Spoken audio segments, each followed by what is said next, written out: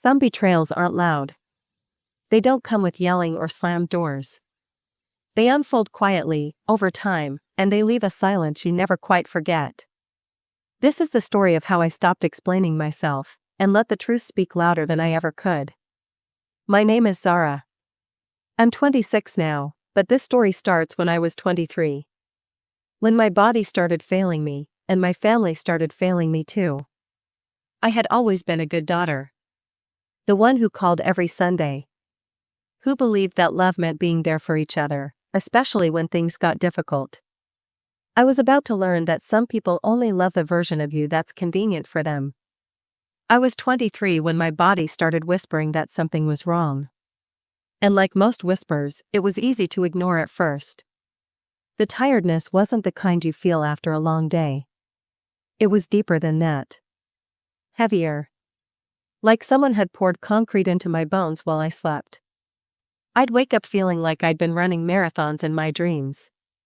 My hands would shake when I reached for simple things. A coffee cup. My car keys.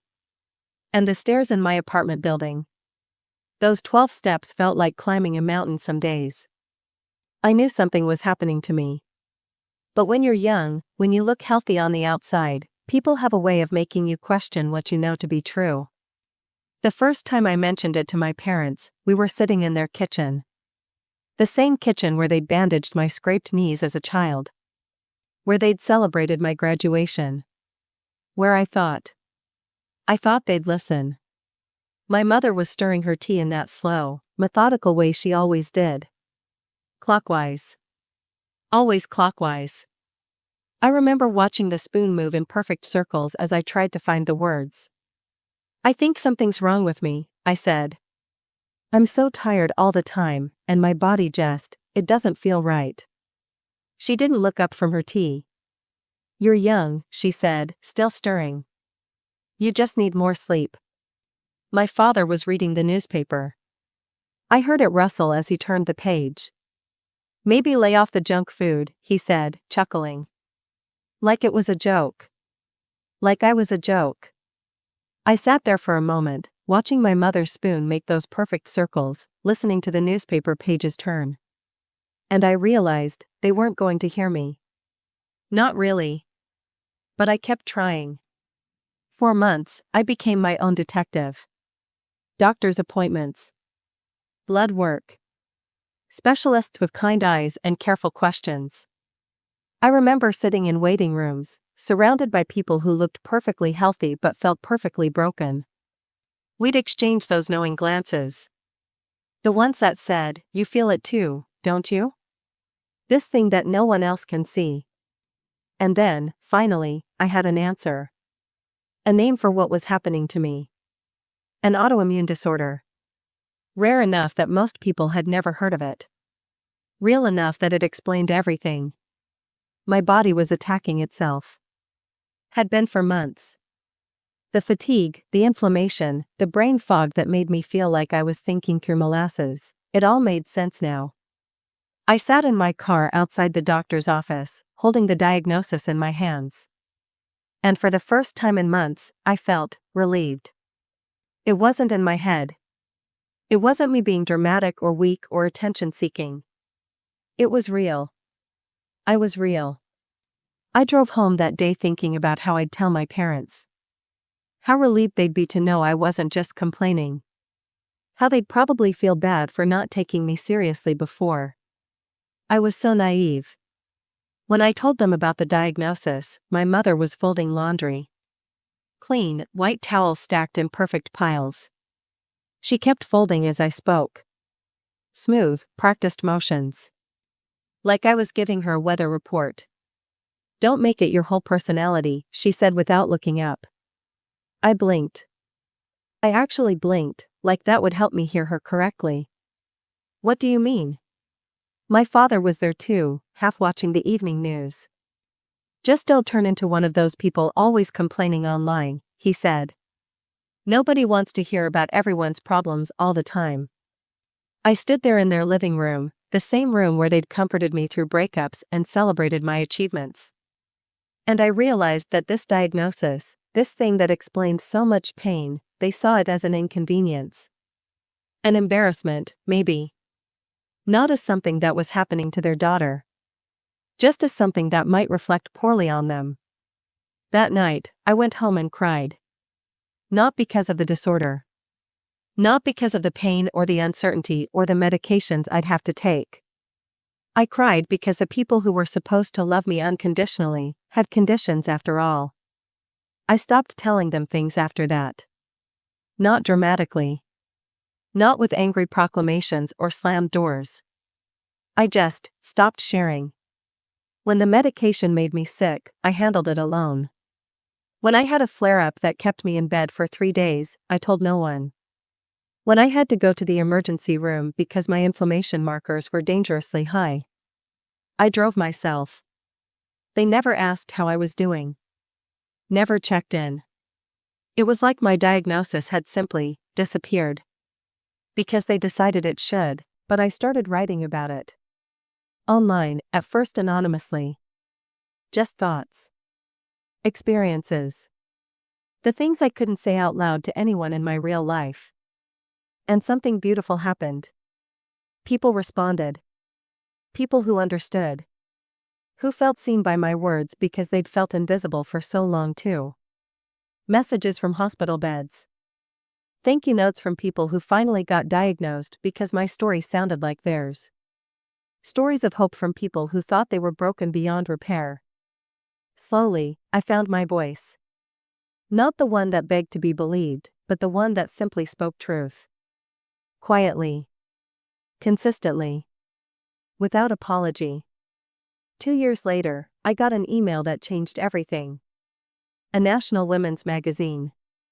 One that my mother had subscribed to for as long as I could remember. They'd been following my writing, my advocacy work, the interviews I'd started doing. They wanted to feature me in their special issue on chronic illness. Not as a victim. Not as a medical curiosity. But as someone who'd turned their pain into purpose. Someone who'd built something meaningful from the pieces of what felt broken. They sent a photographer to my little apartment. I wore a soft sweater I'd bought years ago but never felt confident enough to wear. It was cream-colored. Gentle. Like a hug.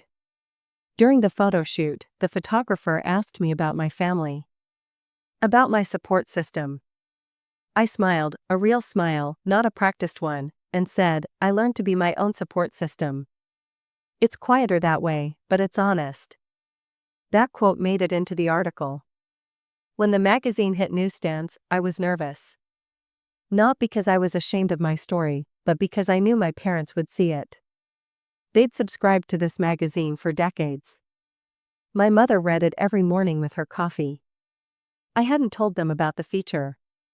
Not because I wanted to hide it, but because I'd learned to stop seeking their approval for the parts of my life that mattered most. The cover was simple. Beautiful, even. My face is looking directly at the camera. Calm. Peaceful. Hair pulled back in a way that felt honest.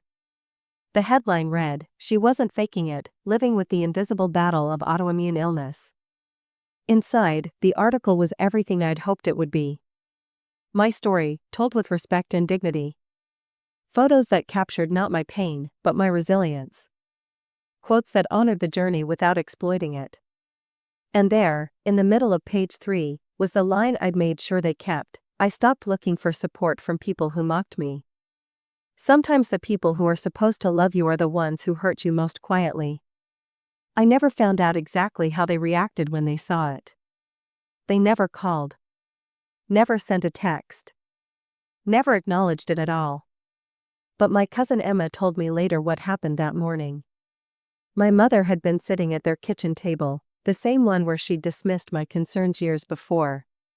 She was drinking her coffee, reading the magazine like she did every month. Emma said she heard my mother make a small sound. Not quite a gasp. More like recognition. The sound you make when you see something that shifts your understanding of the world.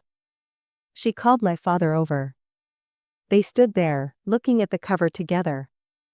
At their daughter's face. at the headline that said everything they'd refused to hear when I tried to tell them myself. Emma said my mother folded the magazine very slowly. Very carefully. Like it might break if she wasn't gentle enough. My father left the table early that day. Didn't finish his coffee. They never said anything to me about it. But Emma said they looked smaller somehow. Like they'd shrunk inside themselves. I didn't do it to hurt them. That's important for you to understand. I didn't feature in that magazine to get revenge or to embarrass them or to prove a point. I did it because I'd learned to stop waiting for permission to exist fully in my own life. Sometimes people think that moving on means making grand gestures. Dramatic confrontations. Telling everyone exactly how you were wronged and demanding apologies. But that's not what healing looked like for me. Healing looked like building a life where I didn't need their validation. Where I could speak my truth without checking first to see if it made them uncomfortable. It looked like helping other people feel less alone.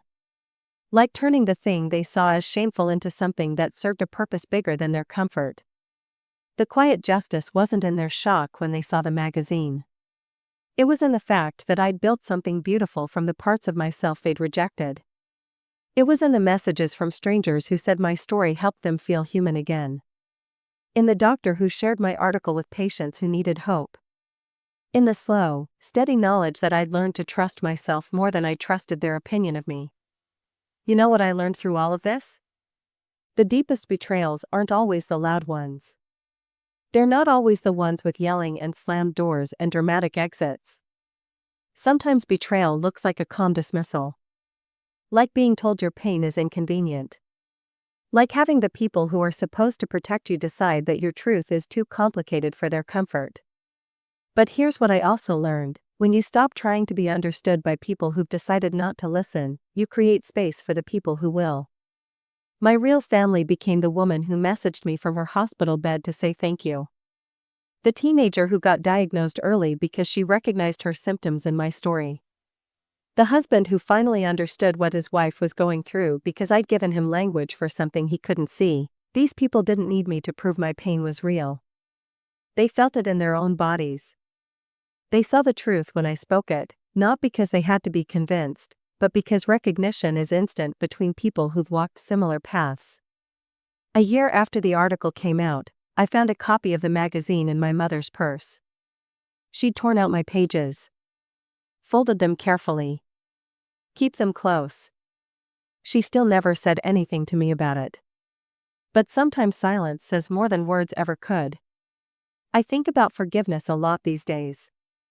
Not the kind where you pretend hurt never happened, but the kind where you release people from the debt of understanding you perfectly. My parents did the best they could with what they had. Their fear of my illness, their discomfort with things they couldn't fix, it came from their own limitations, not from lack of love. But recognizing that doesn't mean I had to keep trying to earn their acceptance of my reality. It just means I could let them be human while also protecting my own peace. If you're listening to this and you recognize yourself in my story, if you've been trying to prove your truth to people who keep moving the goalpost, I want you to know something. You don't have to wait for their permission to honor your own experience. You don't have to shrink yourself to fit into their comfort zone. You don't have to explain your pain to people who benefit from not understanding it.